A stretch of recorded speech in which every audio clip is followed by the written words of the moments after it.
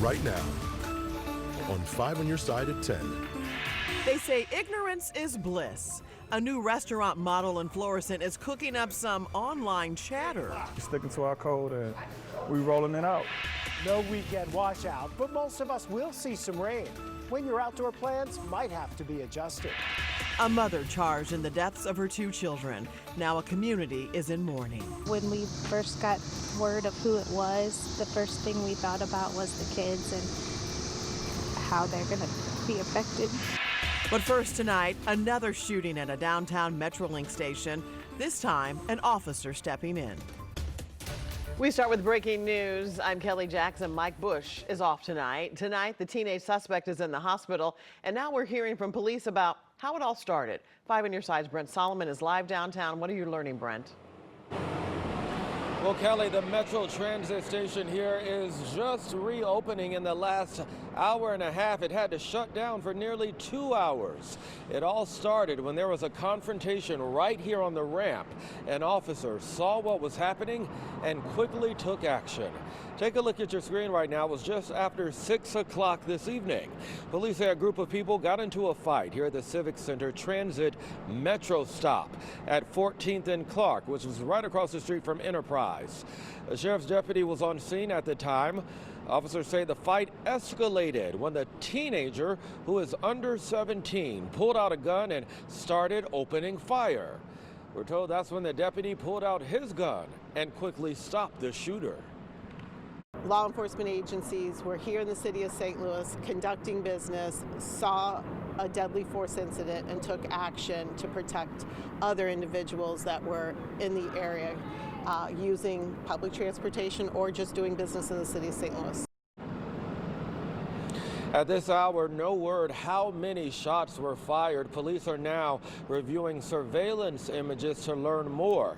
I'm told that the other people who were involved in that confrontation left the scene, and that deputy was not hurt. Tonight, we're live downtown. Brent Solomon, 5 on Your Side. And we have more breaking news. This is out of southern Illinois. A massive fire has broken out at a chicken farm facility in Kinmunby, Illinois. That's about 90 miles east of St. Louis. There are multiple area fire agencies responding right now. And in the last hour, the city of Kinmunby asked people in town to conserve water as they continue to battle the flames. Illinois State Police tell us they are also responding to help with traffic on Sullivan Road. And you can see the fire is just lit up from those flames. And 5 on Your Side will stay on top of these breaking stories. Be sure to look for updates on air, online at KSDK.com and the 5 on Your Side app. St. Louis police are investigating 2 shootings involving teens they believe are connected. A police captain tells us they found a 15-year-old on Emily Street near North Grand who'd been shot.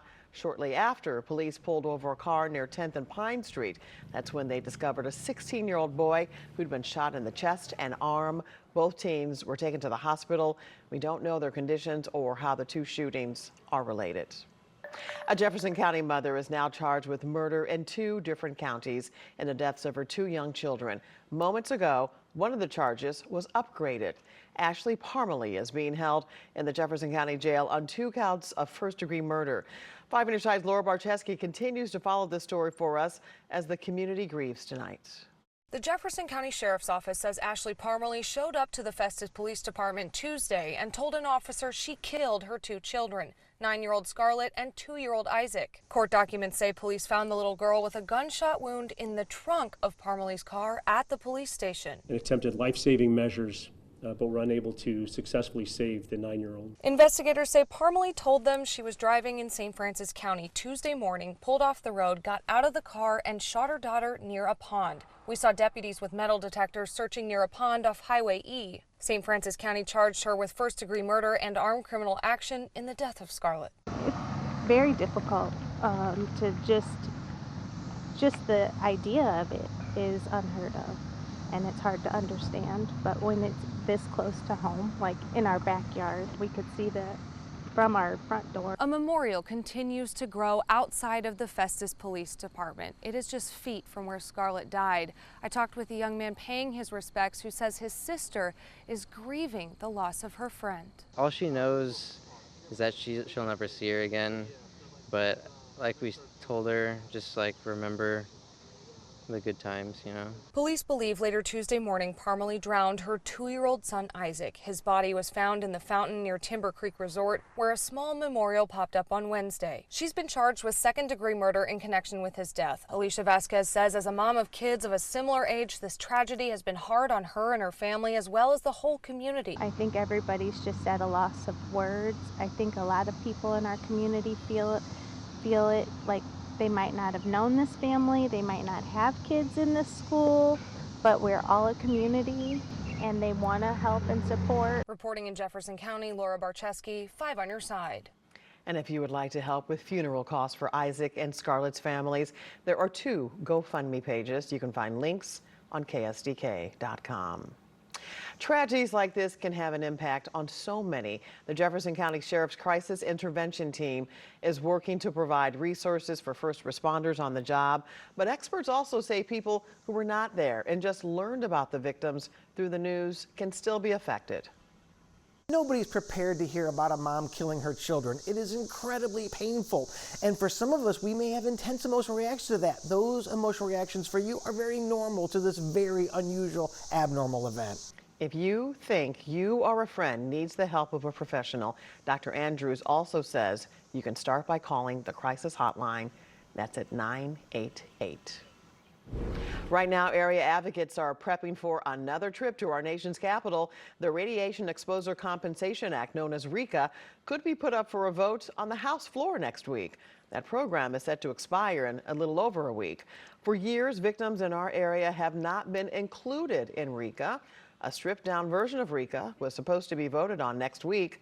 Hours ago, Congresswoman Ann Wagner posted on social media that House leadership has decided they would not take up that version. She says in part, quote, "We're going to keep fighting for expansion of RECA so Missourians impacted by radiation get the support and compensation they deserve," end quote. Advocates from our area plan to visit D.C. again next week. There are things in this program like screenings that Missourians who have been exposed need desperately, and it will save their lives. This will actually save lives, and the reality is it will actually save on the price. If you do these early screenings and you catch this early, that's less people that are going to get sick and need to apply for the compensation. If it's not voted on by the House next week, RECA will expire June 7th. Hours ago, St. Louis residents had an opportunity to voice their opinions as leaders look at the city's budget. Tonight was the first of 2 public hearings before the Board of Aldermen approved next year's budget, which starts July 1st. The city is looking at a $26 million reduction in revenue. This week, an appeals court sided with a group of remote workers who argued they shouldn't pay the city's 1% earnings tax. Some at tonight's meeting expressed frustration at the proposed budget, but city leaders say they are working with the community. This budget committee has been diving into a lot of things that hopefully we'll be able to make some changes. Impact to tenant fund, right to counsel. There's some things that we should be moving money around to. I think that will have a huge impact on things that people will be able to see on a day-to-day basis. Another meeting for public comment will be held this Saturday at 10 a.m. at the International Institute. That's on Arsenal Street. It's been a beautiful day in the bi-state and hardly a cloud in the sky expected tomorrow. Let's check in with Chief Meteorologist Scott Connell with a look at how long we will stay dry, Scott. Maybe about 48 hours or so, it looks like. By this time Friday night, we do expect to see some of these showers that are way out in the plains heading our way. But sky this afternoon was mostly sunny with just a few of those puffy clouds around. You can expect a repeat performance tomorrow with perhaps a few high-thin clouds drifting in south and southwest of St. Louis once again. Some of our coolest spots already in the upper 50s right now. We're in the upper 60s in St. Louis. Quite comfortable into Friday. The shower chances arrive. We're thinking after dark on Friday. The weekend is not a complete washout, but there will be some rain around this weekend. It's about 48 hours away, and by Saturday morning, most of us will have seen at least some shower action with more on the way. But tomorrow morning out the door, the sky will be mostly clear. It's light jacket weather in the lower 50s in some of the coolest spots.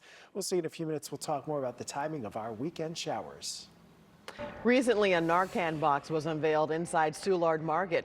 The box is equipped with dozens of boxes of the life-saving drug.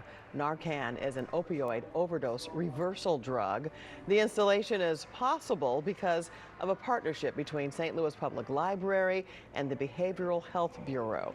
They say they want to provide boxes in neighborhoods where the most overdose incidents have been documented. The box is located near the main entrance of the market. A new restaurant in North St. Louis County is blowing up on social media.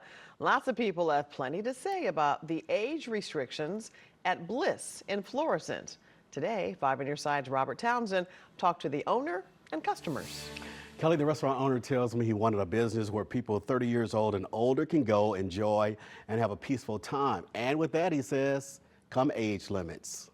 What's up with the brothers? Y'all good? Welcome to Bliss. 2 weeks ago, 36-year-old Marvin Pate and his wife opened their new upscale restaurant near West Florissant and New Halls Ferry Road in North St. Louis County. It represents pure happiness and pure utopia. It's a home away from home.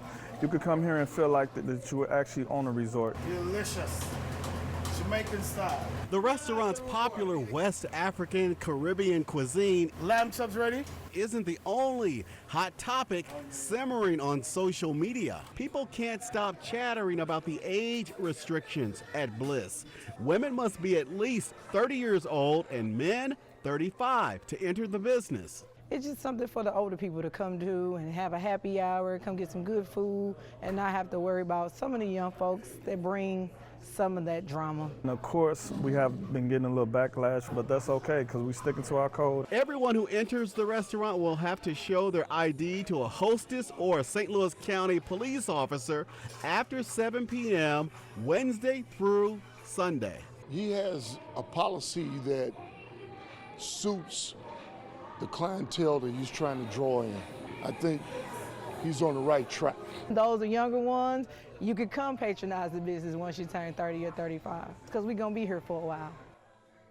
Pate says in 2 weeks they will offer to-go orders. He also says overall, most of the feedback about their age limits has been positive. Serving up sustainability. We will do our best to offer everything they need. A behind-the-scenes look at the preps underway to feed Olympic athletes. Rain chances ramp up as we head into the weekend. I'm timing when you're most likely to have dry time this weekend. That's in 7 minutes.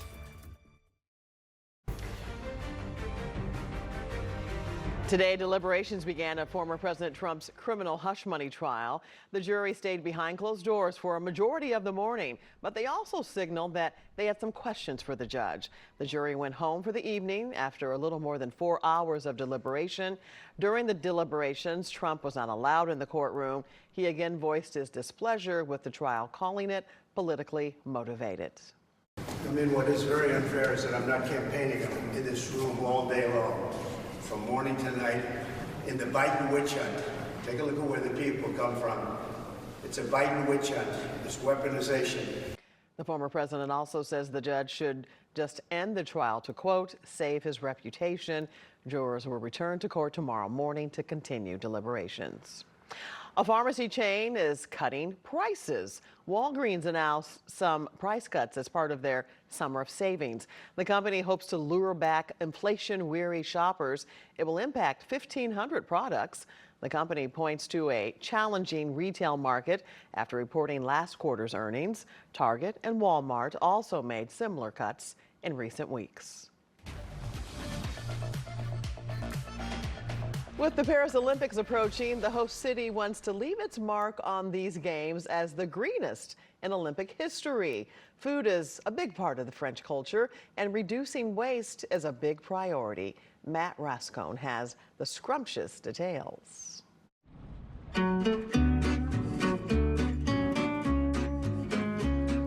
All eyes are on Paris to deliver a memorable Olympic Games, while organizers are focused on delivering an environmentally sustainable experience. And that includes a leaf over beef approach with food. 60% of meals will be meat-free, a decision that helps reduce the carbon footprint of the event. And imagine no food waste at all. That's what Paris is aiming for. Everybody is quite conscious about the challenges that we have to feed the world and being responsible and being respectful of the planet as well. This is the kind of ideas that we're going to have during the Olympics, to reduce plastic, to have everything locally sourced and obviously in season, and to try to put the light on vegetables. There are plenty of mouths to feed during the Olympics, a total of 13 million meals for athletes, volunteers, and media members. Most of the ingredients for those meals will be sourced within 155 miles of Paris, taking full advantage of local farms in France. The challenge is also in food for nutrition for athletes. It is absolutely important. We will do our best to offer everything they need to be more than better on competitions.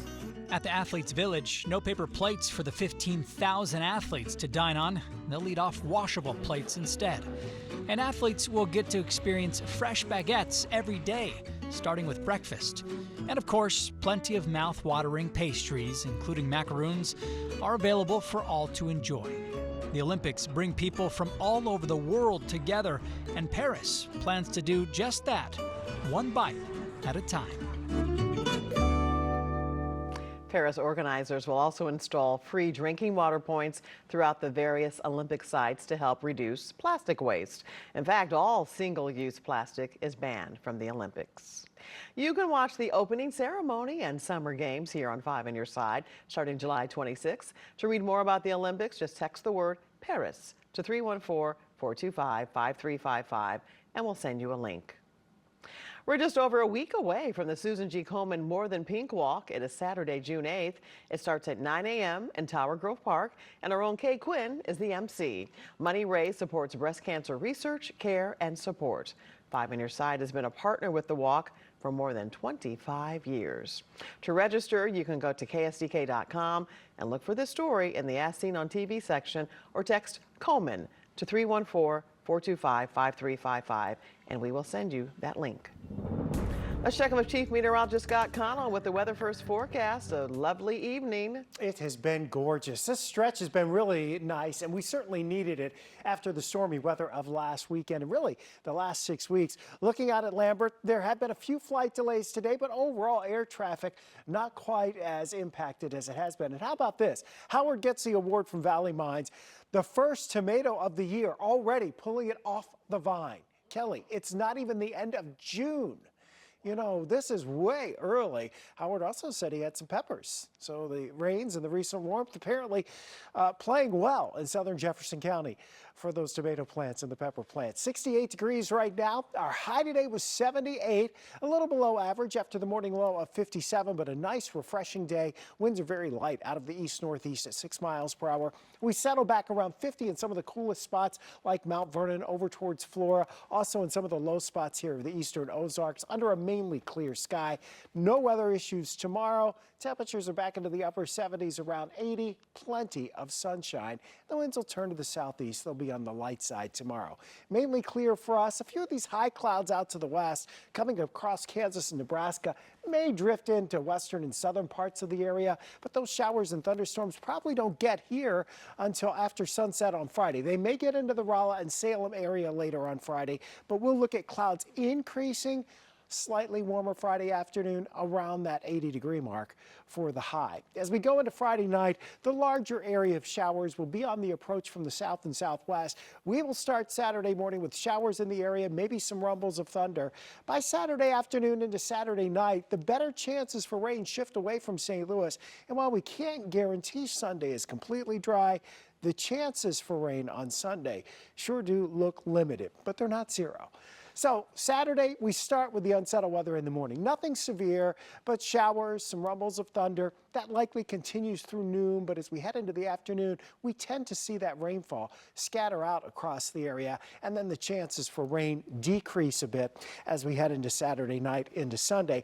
But those rain chances do ramp back up as some warmer air comes back our way for the beginning of next week. So Sunday, we're back into the mid-80s, and then by Monday, Tuesday, and Wednesday, temperatures going back into the upper 80s, perhaps close to 90 degrees if we get enough sunshine, and that's enough heat and humidity with a little little energy that maybe a few of those storms could be a little bit stronger. We still don't see a big, widespread, severe weather situation setting up, but when you get a little extra heat and a little extra humidity, of course, that makes the instability a little higher and the potential for those storms to be just a little stronger. And it makes it muggy and buggy, too. Yes, it's been buggy. It has. All right, Scott. Here's Frank with sports. A Cardinal pitcher had a good day. A St. Louis kid had a great day in the big leagues. And City SC did some planting today. We will explain next. This 5 on Your Side Sports Report is sponsored by Telly Tire and Auto Centers, driving your way since 1942. If a genie came into Ali Marmol's life and said, I can grant you one wish, his answer, I think, would be a fifth starting pitcher. Matthew Liberatore is not ready and Steven Matz is hurt. So today in Cincinnati, they gave the ball to a guy who had not started a game in about 2 years. And Andre Pallante performed, hope it's not an aberration but a trend. Matt Carpenter performed today. He got the start and he delivered a solo shot in the third, and the Cardinals are off to a 1-0 lead. In the fourth, the story of the season, Mason Wynn extended his hitting streak to 18 games. This single scored Nolan Gorman. 3-0 Cardinals win with 3 more hits today. How about Pallante? Look at this. 6 scoreless innings and 4 Ks. In the 8th, Gorman went yard again, his 10th, and the Cardinals hold on for a 5-3 victory. Pallante following through on what he told Ali he wanted to do when he was sent down a month ago. I told him honestly, like, I've always felt of myself as a starter, and the more pitches I throw, the better I get. And I felt like while I was down there, I was able to really improve that second fastball that I was throwing. And I felt like I got a lot of good results on it today, going up and into righties. And yeah, I just feel like today was a pretty good day. I felt like I was me on the mound. The kid from CBC, Matt Vierling, is blowing up in Major League Baseball. After homering twice on Sunday, he homered twice today against the Pirates in a doubleheader, one of them off the highly acclaimed Paul Skeens. The kid went 4 for 8 with 5 RBIs on the day. The Tigers and Pirates split a doubleheader. This 5 on Your Side St. Louis City SC coverage is sponsored by Together Credit Union. City SC was out in the community again today, helping revive a garden in Dutchtown. Sporting director Lutz Pfannenstiel was on hand as well, and he might be one of the busiest guys in town right now. He's already added Cedric Teuchert and said there may be more additions in this transfer window. You know, it's not a big secret that I'm not happy with all the results so far this season, so I think we need to tweak bits and pieces. So the Teuchert was the first piece. There will be a few more pieces to come. And yeah, I mean, it's also a sign that we don't want to be in a comfort zone and just be happy to compete. We also want to win some games. And if that means we have to adjust a few things, then we will do it. The Oilers hosting the Stars in Game 4 were tied at 2 until Matthias Janmark will get the goal, 3-2 Edmonton. About a minute later, Leon Draisaitl on the give and go. Edmonton ties the series at 2 with a 5-2 victory. Let's head to St. Louis U High, where today former Mizzou football player Eric Beisel put on a private combine for the football program. His company, Proform, will do this all over the region in St. Louis. They will work with football players to help them max out on all of these events that often determine whether a young man can get a college scholarship. It's like helping you prepare for a big test. We're in over 200 schools now. We have a great company, a great staff. We have the best technology in this field. So we're putting those resources to good use this summer by going to the schools, offering up all of the testing free of charge, and that way they really know where they're at when they go to these scouting combines. This company is really exploding. They'll work with over 2,000 athletes. They're going to the UK. They're going to Paris. Wow. It's like the pre-LSAT thing. You know, it gets you ready for the big test. Right. It's a great idea. Great business. Yeah. All right. Thank you, Frank. Recognizing the history of Negro League baseball, the changes to the MLB, and the acknowledgement in our own area. A summer tradition returns to the Missouri Botanical Garden. Tonight, the Whitaker Music Festival kicked off, and beautiful weather for that. Every Wednesday until July 31st, the garden will host free concerts, hundreds attend, and picnic for this weekly summer event. Today, Major League Baseball incorporated the stats of hundreds of former Negro League players into its database. The decision means some people in the MLB who previously held records have been replaced. For instance, Josh Gibson, a Negro League player who is now the leader for all-time batting average.